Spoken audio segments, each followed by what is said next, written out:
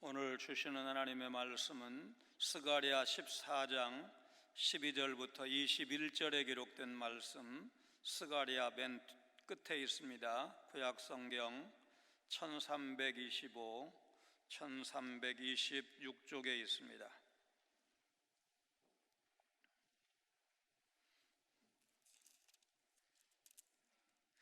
20절, 21절 말씀을 우리 한 목소리로 봉독하시겠습니다. 스가랴 14장 20절, 21절입니다. 그날에는 말 방울에까지 여호와께 성결이라 기록될 것이라. 여호와의 전에 있는 모든 솥이 제단 앞 주발과 다름이 없을 것이니 예루살렘과 유다의 모든 솥이 만군의 여호와의 성물이 될 것인즉 제사 드리는 자가 와서 이 솥을 가져다가 그것으로 고기를 삶으리라. 그날에는 만군의 여호와의 전에 가나안 사람이 다시 있지 아니하리라. 아멘.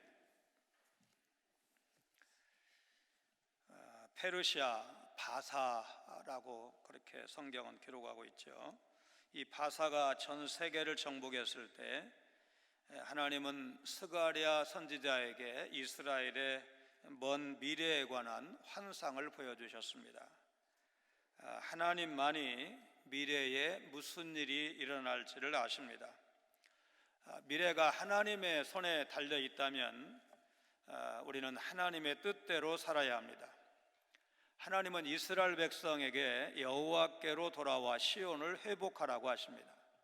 훗날 여호와의 날이 이르러서 이방이 무너지고 예루살렘이 영화롭게 될 것이다. 이것이 스가랴서 전체를 요약한 말씀입니다. 하나님은 내가 거룩하니 너희도 거룩할지어다. 선민 이스라엘 백성에게 거룩하게 살 것을 명령하셨습니다. 성도가 하나님께 나아가기 위해서는 무엇보다 성결함을 잃지 않아야 합니다. 우리를 향하신 하나님의 뜻, 하나님의 기대가 무엇일까 묻는다면 우리가 주일날 지금 데살로니가전서를 강의하고 있는데 데살로니가전서 4장 3절에 하나님의 뜻은 이것이니 너희의 거룩함이라. 우리 성도가 거룩하게 사는 것이 하나님의 뜻이라고 말씀하고 있습니다. 이방이 예루살렘에 쳐들어오는 것도 하나님이 의도하신 바입니다. 하나님의 백성은 이방의 침공으로 일단 어려움을 겪지만 곧 상황이 바뀝니다. 하나님을 대적하는 자들은 심판을 받고 유다는 침략한 자들을 반격해서 전리품을 얻게 될 것입니다. 12절 말씀은 하나님께 대적한 이들에게 임할 재앙이 묘사되는데 종말에 관한 여러 예언의 말씀 가운데 오늘 본문 말씀이 그 중에서도 가장 아주 끔찍하고 흉측한 모사라고 봅니다. 예를 들어서 이사야서 66장이나 에스겔 39장에도 보면 종말의 때를 예언한 말씀이 나오는데 오늘 본문 12절이 훨씬 더 정말 끔찍하다고 봅니다. 우리 12절 말씀을 같이 읽습니다. 예루살렘을 친 모든 백성에게 여호와께서 내리실 재앙은 이러하니 곧 섰을 때에 그들의 살이 썩으며 그들의 눈동자가 눈구멍 속에서 썩으며 그들의 혀가 입 속에서 썩을 것이요. 12절 13절의 여호와께서라는 표현은 심판의 주체가 하나님 여호와시라는 사실을 분명히 나타내는 표현입니다. 사사기 7장에 기드온의 그 300용사 이야기가 나오죠. 300명은 순종했고 전투에서 이기도록 역사하신 분은 하나님이셨습니다. 사사기 7장 22절 23절 말씀 같이 읽습니다. 300명이 나팔을 불 때에 여호와께서 그 온 진영에서 친구끼리 칼로 치게 하심으로 적군이 도망하여 스레라의 벳 시다에 이르고 또 답밭에 가까운 아벨 무홀라우 경계에 이르렀으며 이스라엘 사람들은 납달리와 아셀과 온 므낫세에서부터 부름을 받고 미디안을 추격하였더라. 결국 이 전쟁의 승리는 우리가 기드온의 300용사, 기드온의 300용사 이렇게 많이 말하는데 기드온의 300용사가 용감해서 이 미디안과의 전쟁에서 이긴 것이 아니고 이 전쟁의 주권자가 하나님이시라는 것 분명하게 성경이 기록하고 있습니다. 여호사밧 왕이 3개국 연합군과 싸울 때 유다 왕국의 군대는 싸워서 전투를 통해서 이긴 것이 아니었습니다. 여호사밧 왕과 백성이 하나님 앞에 금식하며 기도했고 선지자 야하시엘을 통해서 너희는 가만히 서서 여호와께서 역사하시는 것을 보라, 여호와께서 싸우시는 것을 보라. 그러니까 싸우신 분이 여호사밧이나 여호사밧의 군대가 아니고 여호와 하나님이라는 사실을 분명하게 말씀하고 있고, 이 전쟁에서 유다 왕국은 얼마나 큰 승리를 거뒀느냐, 사흘 동안 노량물을 거두어 드려야 될 만큼 엄청난 승리를 거뒀습니다. 여호와께서 대적을 심판하신 것입니다. 히스기야 왕 시절에도 하룻밤에 18만 5천 명의 대적을 물리쳐 몰살시킨 것도 마찬가지입니다. 신명기 7장 23절 24절 말씀 우리 같이 읽습니다. 내 하나님 여호와께서 그들을 내게 넘기시고 그들을 크게 혼란하게 하여 마침내 진멸하시고 그들의 왕들을 내 손에 넘기시리니 너는 그들의 이름을 천하에서 제하여 버리라. 너를 당할 자가 없이 네가 마침내 그들을 진멸하리라. 신명기는 이스라엘이 아직 가나안 땅에 들어가기 전에 주신 말씀이고, 가나안 땅에 들어가면 호흡 있는 자를 다 진멸하라, 이제 이런 명령을 주셨는데, 그 약속을 지금 하나님께서 기드온을 통해서, 여호사밧을 통해서, 히스기야를 통해서 그 시대에 약속을 신실하게 지키신 것을 의미하는 것입니다. 몸의 각 부분이 부패하는 현상을 묘사한 이 12절 말씀, 구약시대적 사고에서 죽음은 끝입니다. 전도서 9장 10절에 보면 내 손이 이를 얻는 대로 힘을 다하여 할지어다 네가 장차 들어갈 수월에는, 옛 성경에는 음부라고 되어 있었죠. 음부에는 일도 없고 계획도 없고 지식도 없고 지혜도 없음이니라. 말하자면 죽으면 일하지 않으니까 지금 살아있을 때 열심히 일하라, 이제 그런 말씀인데, 그 사후 세계에 대해서 말하자면 이 구약만 가지고는 완벽하게 조명이 안 되는 거죠. 신약 또 부활, 요한계시록까지 합해야 사후 세계에 대해서 완전하게 이제 그림이 드러나게 되는데, 이게 완전히 드러나지 않은 상황에서 구약 성경이 말하는 죽음은 완벽한 종말과 단절을 의미하고, 심지어 욥기에 보면 하나님과의 관계마저도 이 죽음은 단절되는 것으로 그렇게 여겼습니다. 이런 완벽한 종말과 단절이 하나님을 대적한 이들에게 징벌로 임할 것이다. 아주 무섭게, 정말 우리가 시신을 계속해서 지켜볼 수는 없죠. 그래서 장례를 치르는 거죠. 이제 조금 만약에 변사, 무슨 사고 이렇게 해서 한 2, 3일 지나게 되면 부패가 시작이 되어서 뉴스 화면을 볼 때 이렇게 모자이크 처리를 하는 이유가 그대로 보여줄 수가 없는 거예요. 많은 사람들에게. 불과 2, 3일 전에, 죽기 전에는 사람이었지만 시신이 되고 시간이 좀 경과하면 그 모습이 너무나 이제 흉측해서 보여줄 수가 없는 겁니다. 그런 모습으로 죽어가는 모습을 12절이 묘사한 것입니다.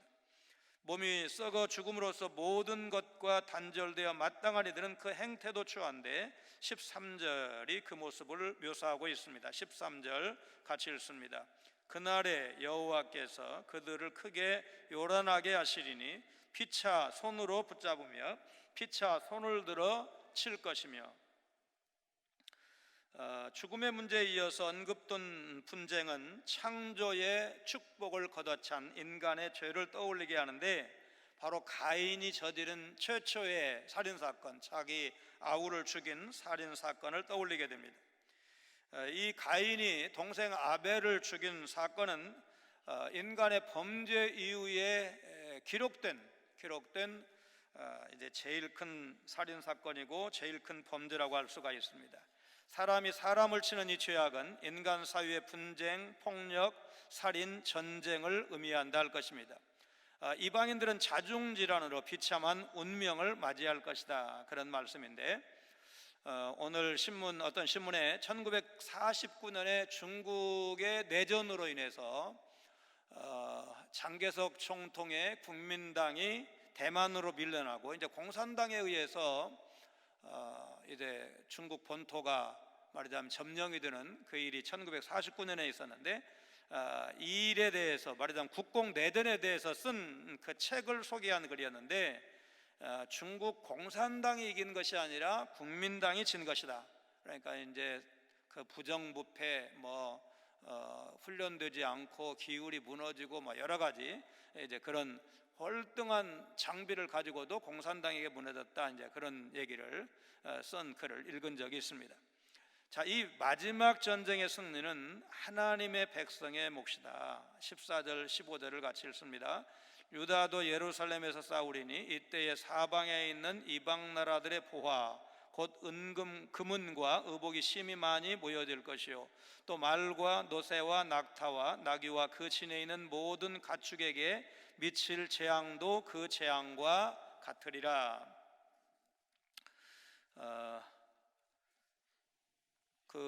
이스라엘이 바벨론의 포로로 잡혀가면 겉으로 보기에는 이스라엘이 지고 바벨론이 이긴 것으로 그렇게 되죠. 그런데 이제 우리가 이미 느헤미야를 공부하면서 이제 배운 게 있는데, 뭐냐면 이스라엘이 바벨론에서 포로로부터 돌아올 때에 정말 놀라운 그런 은혜를 입죠.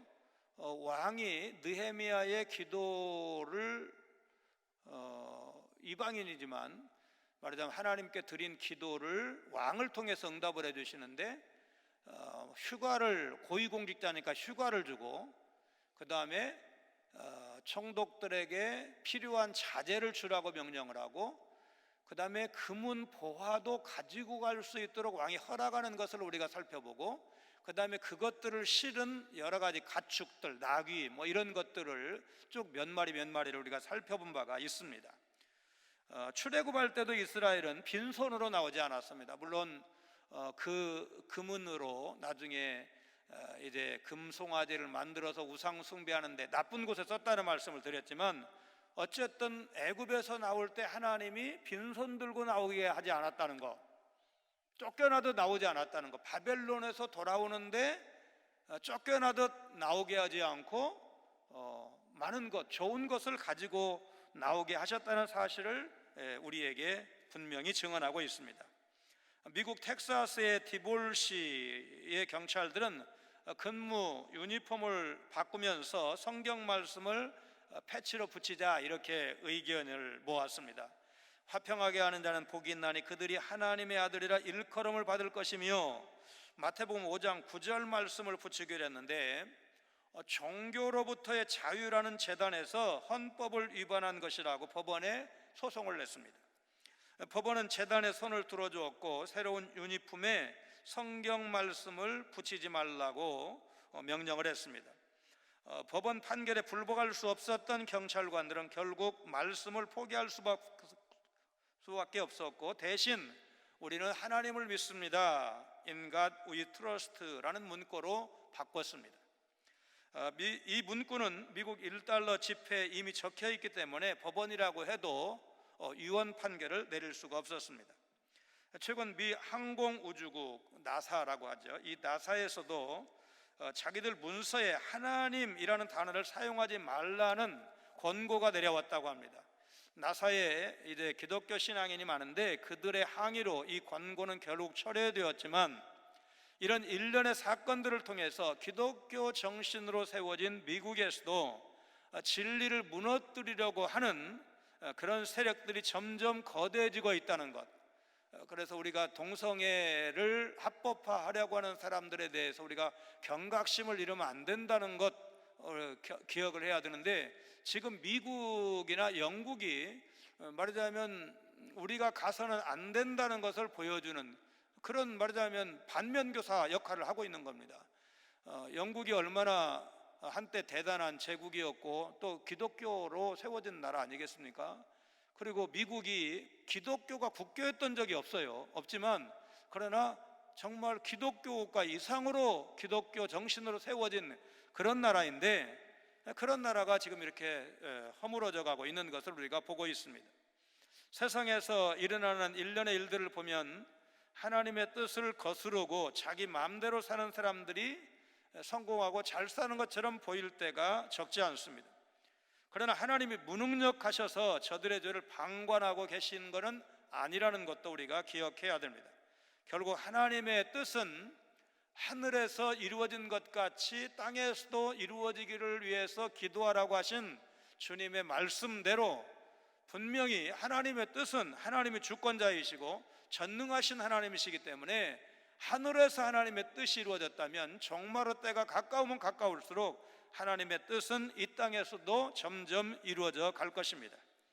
잠시 동안의 고난을 잘 견디고 이겨내면 하나님의 풍성한 은혜를 누리게 될 것입니다. 우리는 주님이 장래 이루실 일, 오늘 선지자를 통해서 주신 말씀을 우리가 계속 공부하고 이제 마지막 장, 마지막 편 이제 설교를 들으면서 하나님의 날, 그날 종말의 때 점점 가까워지고 있는데, 그때가 가까워지면 가까워질수록 사실 우리가 기대했던 대로 되지 않아도 하나님의 뜻은 이루어져 간다는 사실을 우리가 믿음으로 바라볼 수 있어야 합니다.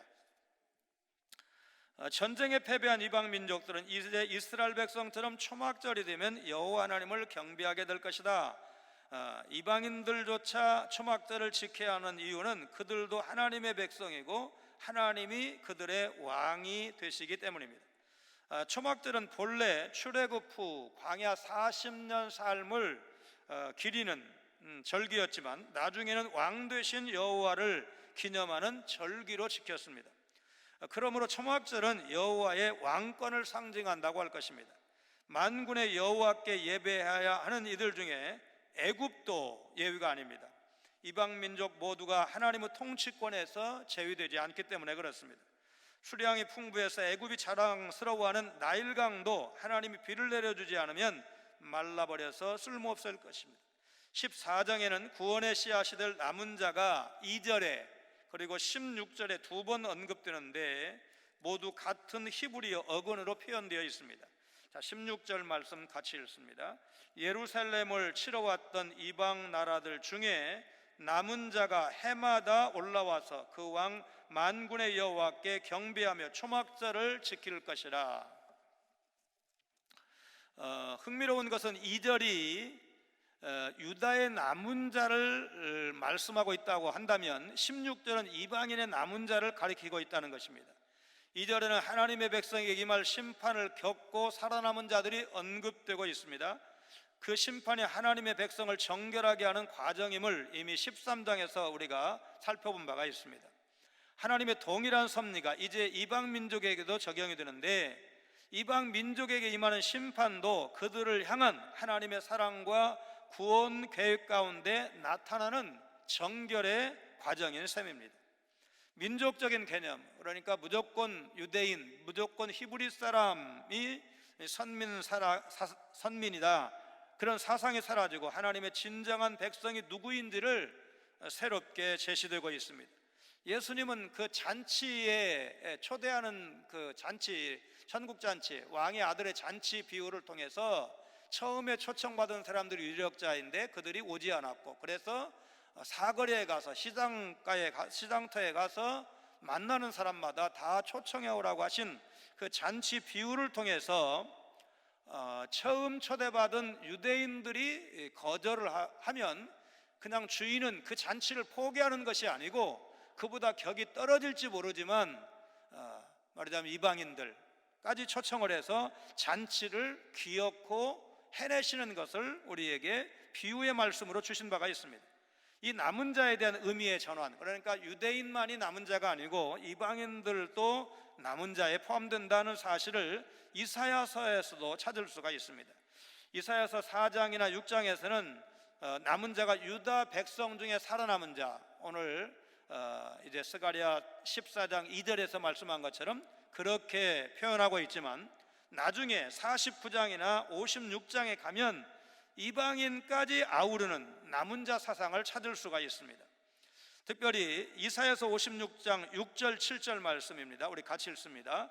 또 여호와와 연합하여 그를 섬기며 여호와의 이름을 사랑하며 그의 종이 되며 안식일을 지켜 더럽히지 아니하며 나의 언약을 굳게 지키는 이방인마다 내가 곧 그들을 나의 성산으로 인도하여 기도하는 내 집에서 그들을 기쁘게 할 것이며 그들의 번제와 희생을 나의 제단에서 기꺼이 받게 되리니 이는 내 집은 만민이 기도하는 집이라 일컬음이 될 것임이라.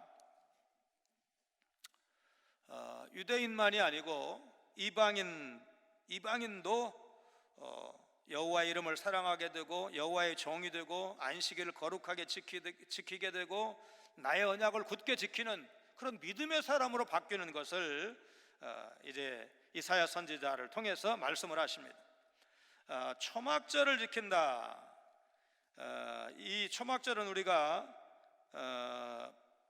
이 유대인들의 그 원력이 우리와 이제 다르기 때문에 우리로 하면 9월 중순에서 한 10월 중순 정도, 그래서 이제 밀과 보리를 심는 시기가 바로 이어지는데 우리보다는 이제 이 팔레스타인 지역이 좀 따뜻하기 때문에 겨울에도 이게 밀이 자라잖아요. 그래서 대략 3월 말에서 4월 정도 되면 뭐 5월 달 안으로는 다 추수를 거둔다니까 대략 우리보다는 한 달 정도 빠르다고 보면 될 것 같습니다. 그래서 씨앗을 뿌리면 당연히 이제 그게 싹이 나야 되는데 하나님 이른 비를 내려 주옵소서, 씨앗이 나게 해 주시옵소서, 이제 그런 기도를 드리는 때가 바로 이 초막절 즈음이었습니다. 자, 17절로 19절 말씀을 봅니다. 땅에 있는 족속들 중에 그 왕 만군의 여호와께 경배하러 예루살렘에 올라오지 아니하는 자들에게는 비를 내리지 아니하실 것인즉 만일 애굽 족속이 올라오지 아니할 때는 비 내림이 있지 아니하리니 여호와께서 초막절을 지키러 올라오지 아니하는 이방 나라들의 사람을 치시는 재앙을 그에게 내리실 것이라. 애굽 사람이나 이방 나라 사람이나 초막절을 지키러 올라오지 아니하는 자가 받을 벌이 그러하니라. 이스라엘 민족이 이 땅에서, 이 팔레스타인 땅에서 살아남는 데 필요한 것은 절대적으로 비입니다. 비가 내리지 않으면 생존할 수가 없습니다. 그래서 비를 주관하는 가나안 땅 사람들이 섬겼던 신 바알에게 절했고, 그래서 하나님이 진노하심으로 이스라엘이 그 땅에서 쫓겨난 것입니다. 그러나 이제는 비를 주관하는 분이 누구인지를 분명하게 알려주시는데 이스라엘뿐만 아니라 이방 민족에게도 명백하게 선포될 것이라는 말씀입니다. 온 천하 만물을 다스리시고 사람의 생사를 주관하시는 분이 오직 여호와 한 분뿐이라는 사실, 이제 그 하나님을 이스라엘뿐만 아니라 온 열방도 알고 섬기게 될 것이다. 이스라엘에게만 적용되는 줄 알았던 조건적인 언약이 이제는 열방에게도 똑같이 적용된다는 말씀입니다. 자, 16절로 19절 말씀을 통해서 비를 내리시는 분이 하나님이시다 그랬는데 이제 비를 내리는 거는 조금 더 설명이 필요하고 적용이 필요합니다. 그냥 한마디로 생업의 복만 받으면 먹고 사는 것만 해결되는 게 아니죠. 그러면 범사의 복을 받았다 해도 과언이 아닐 정도로 이 이스라엘에게 있어서 비는 굉장한 의미, 절대적인 의미였습니다. 살다 보면 우리는 하나님의 은혜를 당연하게 여길 때가 많습니다. 하나님이 우리의 소망을 이루어 주실 때만 은혜의 하나님, 그렇게 우리는 생각하고 있지 않은지 돌아봐야 됩니다.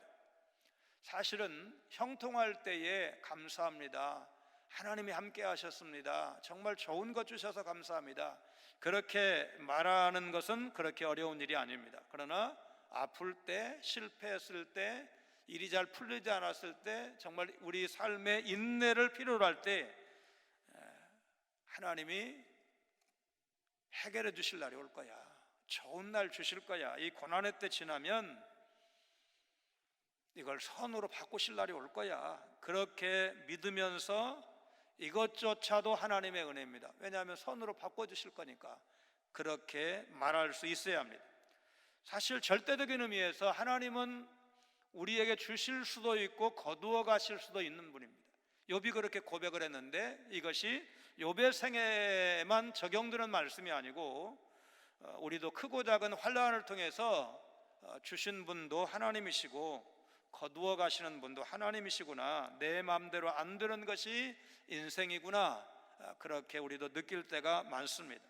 그래서 우리는 불평하지 말고, 내 뜻대로 내 생각대로 계산대로 되지 않았다고 불평하지 말고, 지금까지 우리와 함께 하신 하나님께 감사하고, 특별히 코로나19로 인해서 어려운 날을 살고 있지만 되돌아보니까 우리가 얼마나 정말 풍성한 삶을 살았는지, 또 마음껏 하나님을 찬양하고 신앙생활에 이만한 자유를 누렸는지 역설적으로 많이 지금 깨닫고 있죠. 아마도 봉사하면서 예를 들어 찬양대로 봉사했다 그러면 너무너무 좋아서 기쁘고 감사해서 하신 분도 있지만, 강권에 따라서 좀 이렇게 하신 분도 없지 않을 줄로 생각을 합니다. 그러나 이제 하고 싶어도 못하는 날을 이렇게 좀 얼마 동안 지나다 보니까 아마도 많은 분들이 이제 진짜 찬양할 수 있게 되면 더 열심히 해야지. 아멘을 아무도 안 하십니다. 찬양할 기회를 주시면 내가 정말 열심히 할 거야, 진심으로 찬양할 거야. 여러분, 정말 우리 그렇게 되어야 되지 않겠습니까? 왜냐하면 이것이 수업료라고 생각을 하고, 이 수업료가 아깝지 않은 교훈을 받아야 되는데, 지금까지 살아온 50년 살아왔다 그러면 50년 동안 내가 참 잘 살았구나, 지금 한 2달 남짓 고생하고 있는데, 한 석 달 고생하고 있는데, 정말 그 이전의 내 삶은 하나님의 은혜였어, 하나님이 주신 복이야, 그렇게 말할 수 있어야 됩니다. 지금 고난의 때에도 하나님은 여전히 우리가 그런 아름다운 믿음의 사람으로 변함없이 하나님을 사랑하기를 원하셔요. 여러분, 하나님이 이거를 지금 모르실까요? 오늘 아침 어저께 저녁에 오늘 아침 뉴스 신문에 미국이 월남전에서 잃었던 그 병사들보다 지금 이번은 코로나19 딱 100일 동안에 사망자 수가 더 많아졌대요. 월남전이 여러분 미국에게 어떤 전쟁이었습니까? 거의 말하자면 월남전은 미국 사람들에게 기분 나쁜 기억이야. 왜냐하면 그 강대한 초강대국이잖아요. 미국이 초강대국 미국이 월남전에서 패배하고 빠져나왔습니다. 패배하고 나왔어요. 미국 사람들은 굉장히 자존심이 상한 전쟁이 베트남전인데, 베트남 전쟁에서 잃었던 그 전사한 병력보다 이 코로나19로 인해서 사망자 수가 더 많다는 것입니다. 그래서 미국으로부터 기대하는 그 하나님의 뜻은, 하나님이 미국의 생사화복을 주장하시고 국가의 흥망성쇠를 주장하시는 하나님이십니다. 그런 고백을 원하실 겁니다. 오늘 우리도 마찬가지입니다. 오늘 우리가 어려운 날을 살고 있지만 하나님이 나의 주님이시고 나의 하나님이시고, 대한민국이 대통령과 300명의 국회의원이 다스리는 나라인 줄로 알았는데, 그것도 행정적으로 의미가 있지만 그분들도 꼼짝 못하게 하시는 분이 하나님이시구나, 들었다 놨다 하실 수 있는 분이 하나님이시구나, 우리는 그거를 지금 절실히 느끼고 있습니다. 아마도 믿음의 사람들은 드러내지 않아도, 공직자들이 다 교회 다닙니다, 나 신앙인입니다, 그렇게 말하지 않았어도 더 이전보다 더 간절한 기도를 드리고 있을 것입니다. 경상북도 문경시에 있는 신망의 애육원 원장 황영숙 권사의 간증입니다. 이 애육원은 황 원장의 아버지 황용석 장로가 전쟁 고아를 위해 시작한 보육시설입니다. 2년 전 방송을 이제 그 인터넷에 들어가서 확인을 해봤더니 돌배기부터 대학생까지 66명의 아이들을 보육하고 있고, 아버지의 뒤를 이어서 28년, 그러니까 이제 아마 2년 전이니까 지금 30년 됐겠죠. 28년 원장으로 있으면서 600명 넘는 아이들을 장성하게 해서 보육원을 떠나보냈다고 합니다. 오늘은 틀림없이 좋은 날이다 라는 책을 보셔도 좋고, 인터넷에 들어가서 이 이름만 황영숙 권사 이렇게 딱 치면 또 아니면 신망의 애육원 이렇게 하면 이 간증 영상이 나옵니다. 한번 보시면 도움이 될 것입니다. 초등학교 4학년 때 우리 집을 뛰쳐나갔다가 20살이 넘어 다시 돌아온 아이가 있었습니다. 왜 가출했느냐고 물었더니 형들이 심부름 시키는 게 싫었답니다. 돌아와 우리 집 근처에서 직장 생활을 시작했는데 오토바이 교통사고를 당해서 병원에 가보니 척추암이라고 했습니다. 병원에서는 고칠 수 없다며 두 손을 들었습니다. 어쨌든 우리 집 아이니까 우리가 돌봐주기로 했습니다. 그대로 둘 수는 없어서 기도원 생활을 시작했는데 나와 직원들이 번갈아가며 그 아이를 간호했지만 생각보다 쉽지 않았습니다. 그런데 아이는 감사하기는커녕 더 뻔뻔해져서 뭘 달라고만 했습니다. 귤 먹고 싶어요, 돈 주세요. 나는 속으로 삐죽거렸습니다. 제가 얼굴에 철판을 깔았네. 4학년 때 가출해서 오만 짓 다 하다가 와서는 뭘 해달라고 하니. 그런 생활을 얼마나 했을까요? 하루는 아이를 돌보러 가는 길에 소매치기를 당해서 돈을 몽땅 잃어버리고 말았습니다. 집에 돌아와 아버지께 말했습니다. 기분 나빠요. 어떻게 마련한 돈인데. 아버지는 나를 물끄러미 바라보시더니 이렇게 말씀하셨습니다. 기분 나빠? 기분 나쁜 거는 누가 주는 거지? 나는 한참을 생각하다 겨우 대답했습니다. 마귀가 주는 것 같네요. 그래, 너희 중에 싸움이 어디로부터, 다툼이 어디로부터 나느냐? 너희 지체 중에서 싸우는 정욕으로부터 나는 것이 아니냐? 예수님은 기분 나쁘시게 하지 않아. 그게 내 돈이냐? 필요하면 하나님이 다시 주실 거야. 그제야 나는 아차하는 생각이 들었습니다. 하나님 위해 일한다고 하면서 정작 하나님을 잃어버리고 불평, 불만으로 살아가고 있는 나를 보았기 때문입니다. 하나님은 역사와 자연 현상을 통해서 자신이 만유의 주이심을 열방에 선포하십니다. 우리 삶의 모든 영역도 하나님의 주권 가운데 있다는 사실을 잊지 않아야 합니다.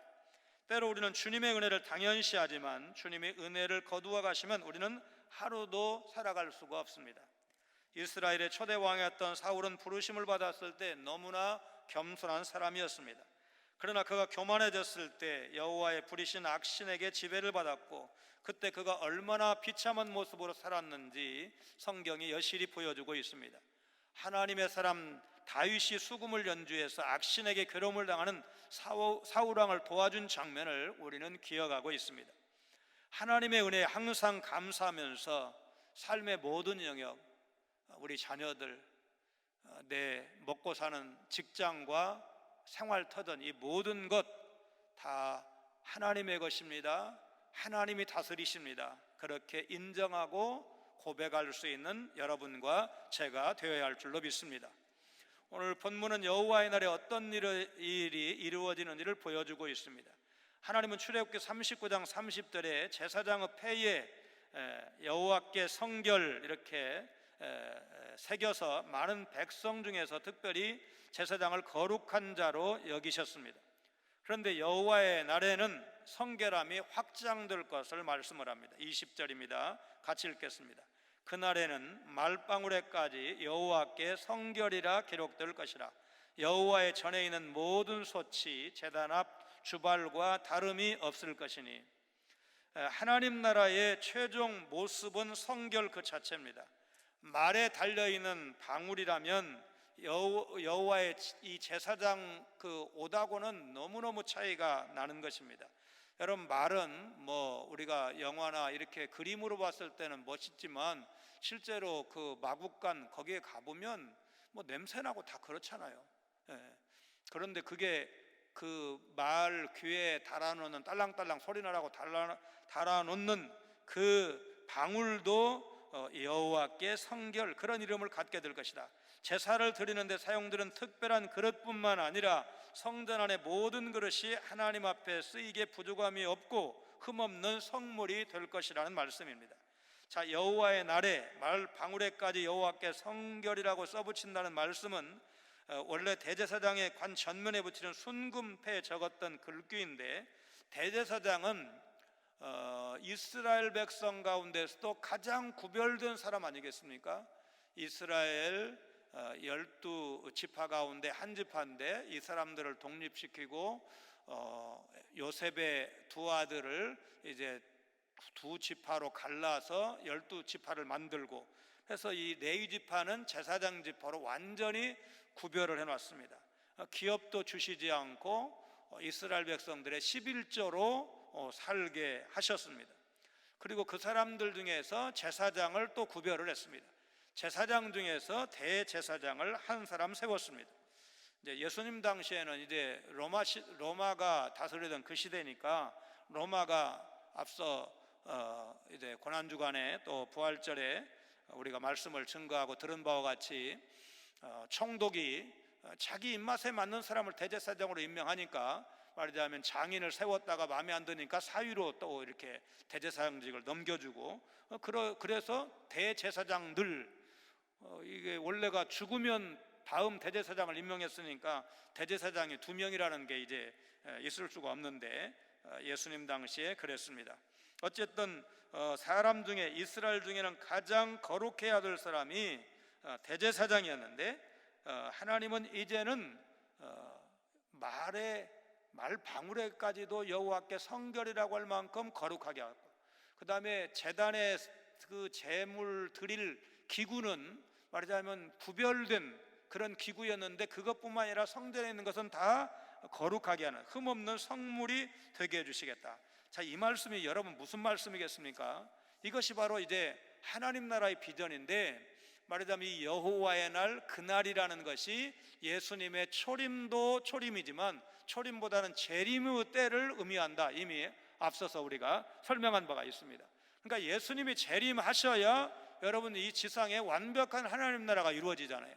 지금도 하나님이 우리 믿는 사람들의 고백은, 하나님은 내 주인이십니다, 나의 주님이십니다, 역사의 주관자십니다, 나라의 흥망성쇠를 주장하시는 분입니다, 이렇게 주장하지만 믿지 않는 사람들은 그걸 인정하지 않잖아요. 그러잖아요.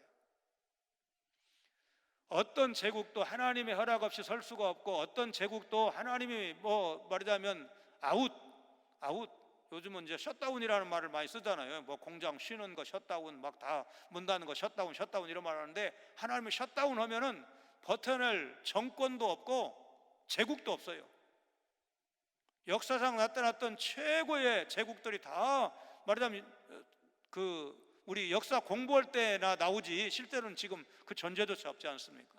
한때는 대단했던 그 제국, 예를 들어 몽골 같은 나라가 유럽 사람들이 몽골에 대한 그 두려움을 좀 가지고 있다고 하는데, 그때 얼마나 말하자면 그 말발굽으로 다 쓸어버렸으면 그 두려움이 있겠습니까? 그런데 지금 몽골은 땅은 우리보다 7배인가 이렇게 넓은 땅을 가지고 있지만 인구도 300만 남짓밖에 안 되고, 열강 순위로 따지면 모르겠어요. 50위 안에도 아마 못 들 겁니다. 그런 나라가 됐잖아요. 근데 그런 나라가 역사적으로 한두 제국이 아닙니다. 그런데 예수님이 재림하실 그때에 이 땅이 완벽하게 거룩한 나라가 되어서, 말하자면 속된 것, 나쁜 것, 악한 것, 이런 것이 하나도 남지 않는다. 예수님이 오시는, 왕으로 오시는 그 순간에 다 예수님이 다스리는 세상에 불의가 있을 수가 없죠. 살인이, 거짓말이, 속임수가 있을 수가 없죠. 그렇다면 오늘 우리 마음속에 그날 그때가 속히 오시옵소서. 아멘 주 예수여 오시옵소서. 초대교회 성도들이 예수님 어서 속히 오시옵소서, 그 말은 현실이 너무너무 힘들기 때문일 수도 있지만 그 나라가 너무나 좋은 나라이기 때문에 예수님 어서 오세요, 그 나라가 속히 이루어지기를 원합니다, 그런 기도가, 그런 소원이 초대교회에 있었다 그 말이죠. 오늘 우리도 아무리 이 세상이 좋아도, 여러분 불과 우리가 3-4개월 전만, 이 코로나 이전만 해도 살만한 세상이라고 많이들 생각했어요. 특별히 연세 드신 분들은 너무너무 어려운 시대를 살아오신, 말하자면 옛날에 어린 시절에 젊었을 때 기억이 있기 때문에 지금 같은 세상만, 이런 생각을 많이 하셨다고요. 커피 마시고 이제 점심 식사하고 커피 마시면서 저쪽에 커피 옆에 커피 자판기 옆에서 우리 어르신들이 이렇게 얘기하는데 가만히 목사가 옆에서 이렇게 들어보니까, 그래도 우리가 지금 좋은 날 사는 거요, 늙었다고 나이 먹었다고 돈 주는 세상 우리가 지금 살고 있어, 그렇게 말씀하시는 걸 제가 옆에서 들었어요. 어려운 날 오히려 막 빼앗기고 징집당하고 일제 징용당하고 뭐 전쟁에는 뭐 도리가 없었잖아요. 안 나가면 나라가 망하게 생겼는데 한국 전쟁 때는 안 나갈 수가 없었는데 어쨌든 그런 역사적인 아픔을 가지고 있는 입장에서 야 지금 얼마나 좋은 세상이냐, 세계 열강 어느 나라 가봐라 우리나라만큼 살기 좋은 나라가 있나. 그러면은 10중 8구는 이해를 한다니까요. 여러분 밤늦게 늦은 시간에 미국의 아무 도시나 다 돌아다닐 수 없잖아요.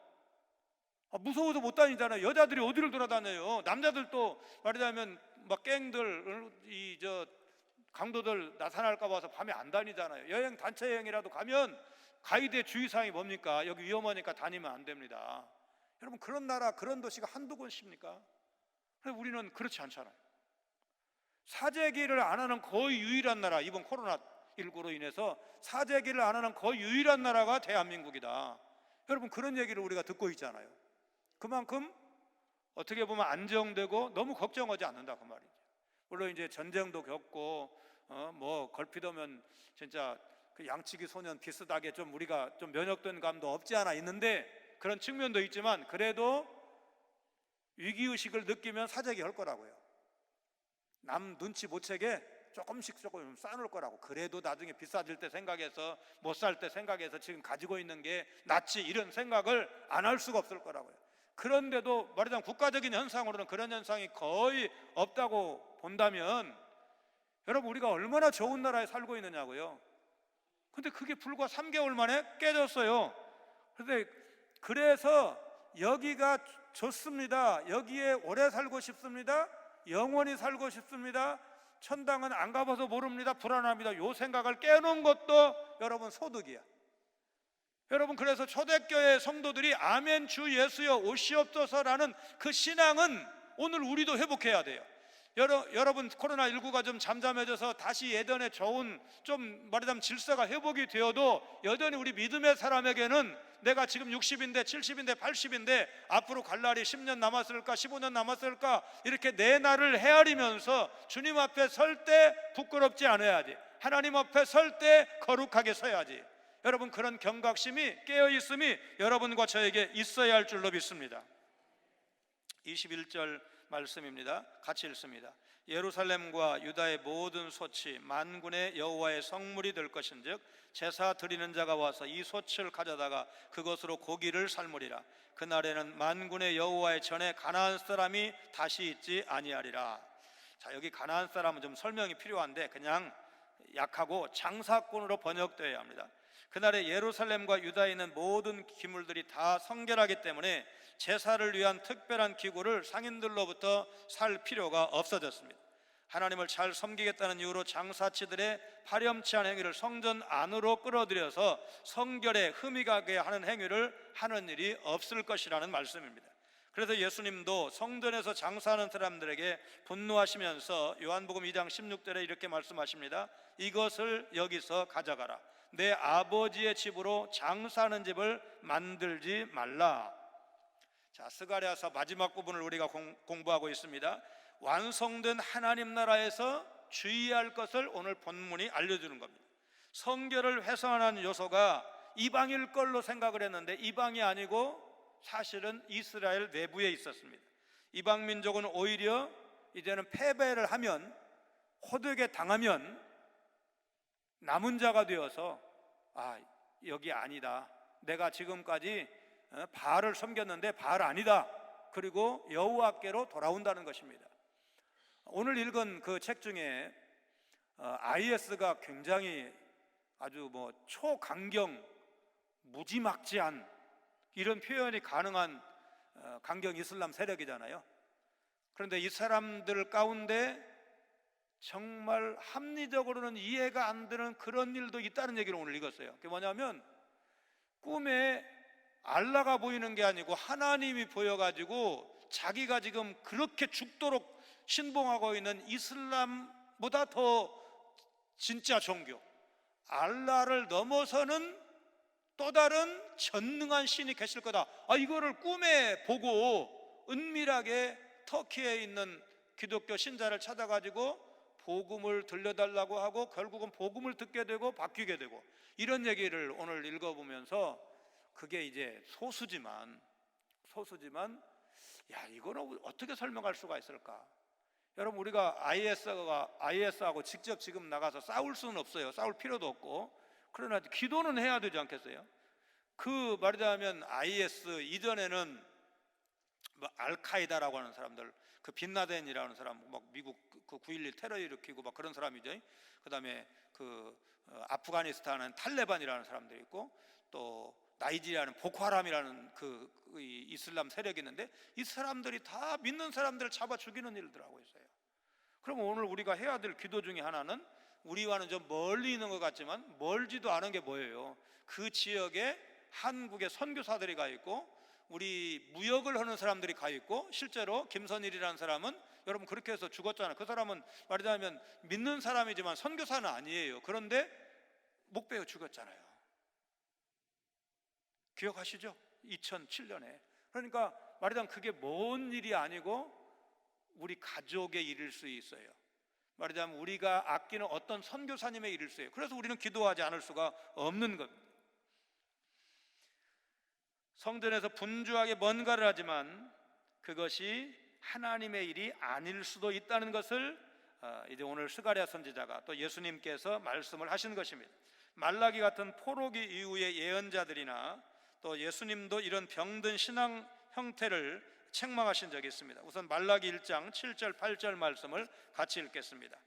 너희가 더러운 떡을 나의 제단에 드리고도 말하기를 우리가 어떻게 주를 더럽게 하였나이까 하는도다. 이는 너희가 여호와의 식탁은 경멸히 여길 것이라 말하기 때문이라. 만군의 여호와가 이르노라. 너희가 눈먼 희생 제물을 바치는 것이 어찌 악하지 아니하며 저는 것 병든 것을 드리는 것이 어찌 악하지 아니하냐. 이제 그것을 너희 총독에게 드려보라. 그가 너를 기뻐하겠으며 너를 받아 주겠느냐. 자, 정리합니다. 1절 2절에서는 그날은 여호와의 전쟁의 날이었습니다. 3절에서 5절은 그날에 그의 여호와의 발이 감람산에 서신다고 하셨습니다. 그리고 이것은 재림의 주님을 의미한다고도 해석을 했습니다. 6절 7절에서는 그날에는 빛이 없겠고 광명한 자들이 떠날 것이라고 했습니다. 어두워갈 때 빛이 있을 것이라, 그 말씀은 소망의 날이라고 했습니다. 8절에서는 그날에 생수가 솟아날 것이다, 성령의 축복을 약속한 말씀이라고 했습니다. 이제 지난 시간까지죠. 그날에 여호와께서 홀로 한 분 왕이시다. 그날에 여호와께서 그들을 크게 요란케 하신다. 또 이방인들도 초막절을 지킬 것이다. 그날에는 말 방울에게까지도 여호와께 성결이라 기록될 것이다. 그리고 마지막으로 그날에는 만군의 여호와의 전에 가나안 사람이 다시 있지 아니할 것이다. 결국 하나님 나라에는 믿음의 사람만이 들어갈 수 있고 믿음의 사람으로만 가득 찬 나라가 하나님 나라입니다. 다 믿는 사람이 되면 얼마나 좋을까. 가정이 다 믿는 사람으로 가득 차면 가정 복음화, 그렇게 말하죠. 가정 복음화가 이루어지면 얼마나 좋을까. 한 도시가 다 믿는 사람으로 성시화되면 얼마나 좋을까. 아멘을 안 믿어지시는 거죠. 예. 그런데 전에 그런 말씀 드린 적이 있어. 완주 동상면의 학동교회, 지금 가구 수가 줄어들지 않았겠나 싶은데, 그 얘기 들을 때 그 교회를 목회하신 분이 연속 두 분이 다 아는 분이에요. 다 두 분 다 선배 목사님인데, 먼저 목회했던 분이 전 목사님이라고, 저와 한 교회 출신입니다. 18가정이 다 예수를 믿어요. 그래 주일도 잘 지켜가지고 모내기도 하루 쉰대요. 모내기 때 돌아가면서 이렇게 하죠. 모내기 때도 쉰대요. 그래서 그 대신 이렇게 일처리 되면 신방할 곳이 한 군데도 없어. 다 이제 일하러 가고 주일날은 어김없이 다 교회에 오니까 목사가 할 일이 없대. 그래서 젊은 목사가 너무 할 일이 없다. 그래서 전주에 와서 개척을 한 이야기를 제가 들은 바가 있습니다. 우리 교회에서도 증도 문중경 그 기념관을 여러 부서에서 산악회도 갔고 교육위원회도 갔고 남전도에도 가고 하여튼 몇 부서가 이렇게 다녀왔는데, 문중경 전사님의 헌신적인 수고로 전남 신안군의 복음화율이 높고 특별히 증도는 91%인가 이래가지고 담배 가게가 없다. 그러니까 이제 보통 조그마한 가게, 시골에서 전빵 그렇게 말하는 전빵에 담배를 안 팬다는 거예요. 왜냐하면 담배를 찾는 사람이 있어야 담배를 갖다 놓고 팔지. 그 장사하는 사람 입장에서 담배를 못 산다는 거예요. 그런 마을이 됐어요. 이제 그 안 믿는 사람 소수만 믿으면 얼마나 좋은 땅이 될까. 뭐 섬이 1004개여 갖고 천사의 섬 그러는데, 많은 사람이 또 천사의 섬 그러면 그 1004개라 천사라 그렇게 생각하지 않죠. 복음화율이 높고 믿는 사람이 많고 그래서 참 살기 좋은 곳이래. 그래서 천사의 섬 그렇게 생각을 하는데, 예수님이 재림하시는 그날까지 믿는 사람은 다 돌아오도록 되어 있다는 걸 우리가 믿고 있잖아요. 그죠? 하나님, 우리 가정에 그날이 속히 오게 해주시옵소서. 이 도시에, 우리 정읍당에 그날이 속히 오게 해주시옵소서. 그럼 우리는 부지런히 전도해서 우리 가족들이 다 믿어야 되고, 말하자면 정읍 시민들이 믿기로 작정된 사람은 50%인지 한 60%인지 한 40%인지 우리는 그건 잘 몰라요. 그러나 믿기로 작정된 사람이 이성에 많은지라, 사도행전에 기록된 말씀이잖아요. 그 사람들이 다 돌아와야 예수님이 오셔요. 어느 선교지에 복음이 들어가고 주 예수를 믿으라, 그리하면 너와 내 집이 구원을 얻으리라, 이 복음의 말씀을 들은 다음에야 예수님이 재림하신다면 선교사들을 위해서 기도해야 되고, 선교가 위축되지 않도록, 이 코로나19로 인해 선교가 위축될 거라고 많은 분들이 예상을 하고, 실제로 200명 가까이, 우리 교단 선교사들만 200명 가까이 지금 귀국을 한 상태입니다. 왜냐하면 선교지에서 버틸 수가 없어갖고 한국 사람들 다 가 이러니까 지금 돌아온 그런 상태고, 조금 더 늘어날 것으로 이렇게 보는데, 하나님, 이 일로 선교가 위축되지 않게 해주시옵소서. 영혼 구원하는 일이 위축되지 않도록 우리 교회에 힘을 주시고 선교사님들의 힘을 주시옵소서. 그래서 아멘 주 예수여 오시옵소서. 우리 주님이 다시 오시는 그날이 속히 맘으로 이 땅이 다 믿는 사람으로 가득 찬, 여호와께 성결이라고 써붙인 사람이 말방울에까지라고 그러니까, 사람이 믿기로 작정된 사람은, 구별된 사람이 한 사람도 아닌 사람이 하나도 없는 거죠. 모두가 다 예수 믿고 심지어 말방울까지도 믿게 되는, 말하자면 여호와께 성별이라고 하나님께 드려지는 그런 놀라운 역사가 지금 예언되어 있는데, 하나님, 이런 역사가 속히 오게 해주시옵소서. 여러분, 그렇게 기도하시고 응답받고 또 우리 그 과정에 우리 모두가 능동적으로 참여하게 되는 여러분 모두가 되시기를 주의 이름으로 축원합니다. 거룩하신 하나님, 스가랴 선지자를 통해 하신 예언의 말씀을 이제 1장부터 14장까지 전권 전장 강해를 마치게 하심을 감사드립니다. 예루살렘을 침공한 열국에게는 재앙이 임하지만 유다는 이방 민족들의 은금 부활을 전리품으로 얻을 것이라는 말씀을 통해 억압받는 선민이 이방의 압제를 벗어나 은혜와 복을 누리는 날이 온다는 사실을 넘어 결과적으로는 이방인들까지도 주님을 섬기는 은혜의 날이 온다는 사실을 선지자로 선포하게 하시고 듣게 하심을 감사를 드립니다. 이방 사람들도 여호와의 초막절을 지키는 날이 온다는 사실을 기억하며 오늘 이방인이었던 우리 성도들이 하나님의 백성 되어 여호와의 구원을 크게 기뻐하며 마음껏 감사하는 저희들이 다 되게 하여 주옵소서. 하나님의 뜻을 대적하면 심판을 받지만 그 말씀에 순종하면 좋은 것을 받으며 누린다는 단순한 진리를 붙잡고 믿음의 길을 걷게 하여 주옵소서. 나의 주, 나의 하나님이 나의 왕이심을 고백하며 하나님 앞에 거룩한 삶을 살아가기를 결심하고 소원하는 우리 성광의 모든 성도들 다 되게 하여 주옵소서. 예수님 거룩하신 이름으로 간절히 기도하옵나이다. 아멘.